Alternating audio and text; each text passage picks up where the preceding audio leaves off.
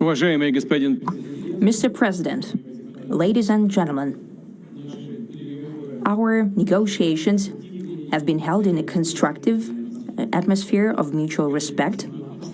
We have very thorough negotiations that were quite useful. I would like to thank once again my American counterpart for the proposal to travel out here to Alaska. It only makes sense that we've met here because our countries, though separated by the oceans, are close neighbors. So when we've met, when I came out of the plane and I've said, "Good afternoon, dear neighbor. Very good to see you. In good health and to see you alive." I think that is very neighborly. And I think that's some kind words that we can say to each other. We're separated by the Strait of Bering, though there are 2 islands only between the Russian island and the U.S. island. They're only 4 kilometers apart. We're close neighbors, and it's a fact. It's also important that Alaska has to do with our common heritage, common history between Russia and the U.S., and many positive events have to do with that territory. Still, there is tremendous cultural heritage back from the Russian America. For example, Orthodox churches and a lot of more than 700 geographical names of Russian origin. During the Second World War, it was here in Alaska that was the origin of the legendary air bridge for the supply of military aircraft and other equipment under the Lend-Lease program. It was a dangerous and treacherous route over the vast emptiness of ice. However, the pilots of both countries did everything to bring closer the victory. They risked their lives and they gave it all for the common victory. I was just in the city of Magadan in Russia, and there is a memorial there dedicated to the Russian and the U.S. pilots. And there are 2 flags, the U.S. flag and the Russian flag. And I know that here as well, there is such a memorial. There is a military burial place several kilometers away from here. The Soviet pilots that buried there who died during that dangerous mission. We're thankful to the citizens and the government of the U.S. for carefully taking care of their memory. I think that's very worthy and noble. We'll always remember other historical examples when our countries defeated common enemies together in the spirit of battle camaraderie and allyship that supported each other and facilitated each other. I'm sure that this heritage will help us rebuild and foster mutually beneficial and equal ties at this new stage, even during the hardest conditions. It is known that there have been no summits between Russia and the U.S. for 4 years, and that's a long time. This time was very hard for bilateral relations, and let's be frank, they have fallen to the lowest point since the Cold War. I think that's not benefiting our countries and the world as a whole. It is apparent that sooner or later we had to amend the situation to move on from the confrontation to dialogue. And in this case, a personal meeting between the heads of state has been long overdue. Naturally, under the condition of serious and painstaking work, and this work has been done in general. Me and President Trump have very good direct contact. We've spoken multiple times. We spoke frankly on the phone. And Special Envoy of the President, Mr. Witkoff, traveled out to Russia several times. Our advisors and heads of foreign ministries kept in touch all the time. And you know fully well that one of the central issues was the situation around Ukraine. We see the strive of the administration and President Trump personally to help facilitate the resolution of the Ukrainian conflict. And his strive to get to the crux of the matter, to understand this history, is precious. As I've said, the situation in Ukraine has to do with fundamental threats to our security. Moreover, we've always considered the Ukrainian nation, and I've said it multiple times, a brotherly nation, however strange it may sound in these conditions. We have the same roots, and everything that's happening is a tragedy for us and terrible wound. Therefore, the country is sincerely interested in putting an end to it. At the same time, we're convinced that in order to make the settlement lasting and long-term, we need to eliminate all the primary roots the primary causes of that conflict, and we've said it multiple times, to consider all legitimate concerns of Russia and to reinstate a just balance of security in Europe and in the world on the whole. And I agree with President Trump, as he has said today, that naturally the security of Ukraine should be ensured as well. Naturally, we are prepared to work on that. I would like to hope that the agreement that we've reached together will help us bring closer that goal and will pave the path towards peace in Ukraine. We expect that Kiev and European capitals will perceive that constructively and that they won't throw a wrench in the works. They will not make any attempts to use some backroom dealings to conduct provocations to torpedo the nascent progress. Incidentally, when the new administration came to power, bilateral trade started to grow. It's still very symbolic. Still, we have a growth of 20%. As I've said, we have a lot of dimensions for joint work. It is clear that the U.S. and Russian investment and business cooperation has tremendous potential. Russia and the U.S. can offer each other so much in trade, digital, high-tech, and in space exploration. We see that Arctic cooperation is also very possible, and our international context, for example, between the Far East of Russia and the West Coast of the U.S. Overall, it's very important for our countries to turn the page, to go back to cooperation. It is symbolic that not far away from here, at the border between Russia and the U.S., there was a so-called international date line. I think you can step over, literally, from yesterday into tomorrow. And I hope that we'll succeed in that, in political sphere. I would like to thank President Trump for our joint work, for the well-wishing and trustworthy tone of our conversation. It's important that both sides are result-oriented, and we see that the President of the U.S. has a very clear idea of what he would like to achieve. He sincerely cares about prosperity of his nation. Still, he understands that Russia has its own national interests. I expect that today's agreements will be the starting point, not only for the solution of the Ukrainian issue, but also will help us bring back business-like and pragmatic relations between Russia and the U.S. And in the end, I would like to add one more thing. I'd like to remind you that in 2022, during the last contact with the previous administration, I tried to convince my previous American colleague that the situation should not be brought to the point of no return when it would come to hostilities. And I said it quite directly back then, that it's a big mistake. Today, when President Trump saying that if he was the president back then, there will be no war. And I'm quite sure that it would indeed be so. I can confirm that. I think that overall, me and President Trump have built a very good business-like and trustworthy contact.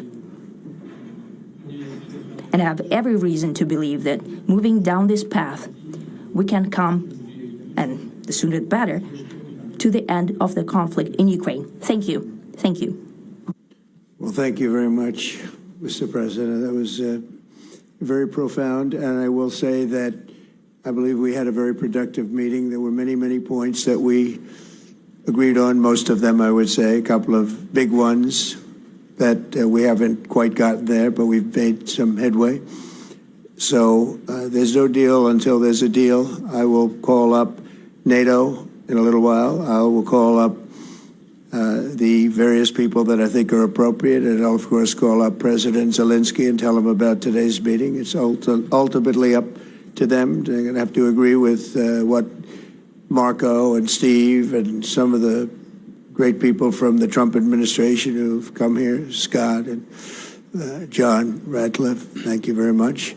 But we have some of our really great leaders. They've been doing a phenomenal job. We also have some tremendous Russian business representatives here, and I think, you know, everybody wants to deal with us. We've become the hottest country anywhere in the world in a very short period of time, and we look forward to that. We look forward to dealing. We're going to try and get this over with. We really made some great progress today. I've always had a fantastic relationship with President Putin, with Vladimir.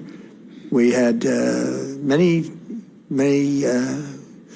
tough meetings, good meetings. We were interfered with by the Russia hoax. That made it a little bit tougher to deal with, but he understood it. I think he's probably seen things like that during the course of his career. He's seen it all, but we had to put up with the Russia hoax. He knew it was a hoax, and I knew it was a hoax, but what was done was very criminal. But it made it harder for us to deal as a country in terms of the business and all of the things that we'd like to have dealt with. But we'll have a good chance when this is over. So just to put it very quickly, I'm going to start making a few phone calls and tell them what happened. But we had an extremely productive meeting, and many points were agreed to.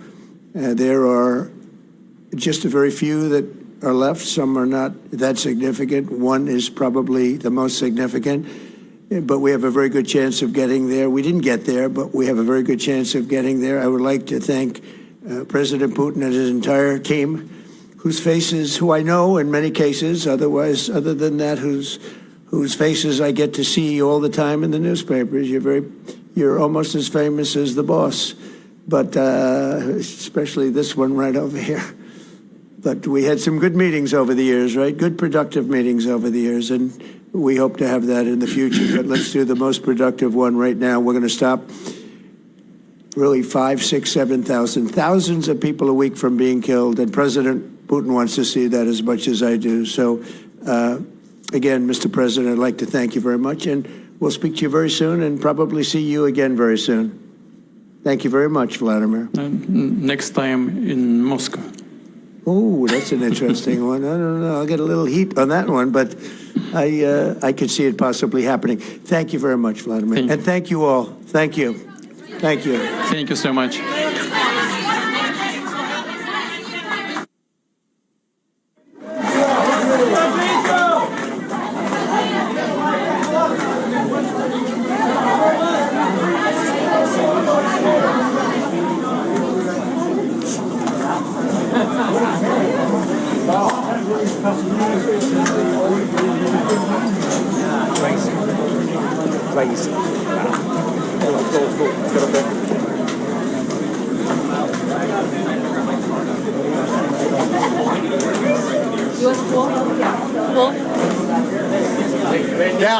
Down, please, sir, down, please, thank you.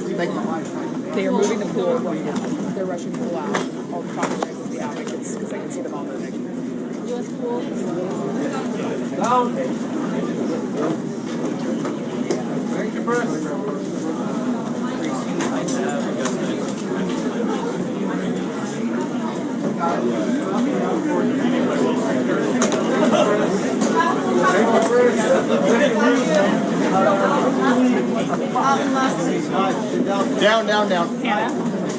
Down. Down.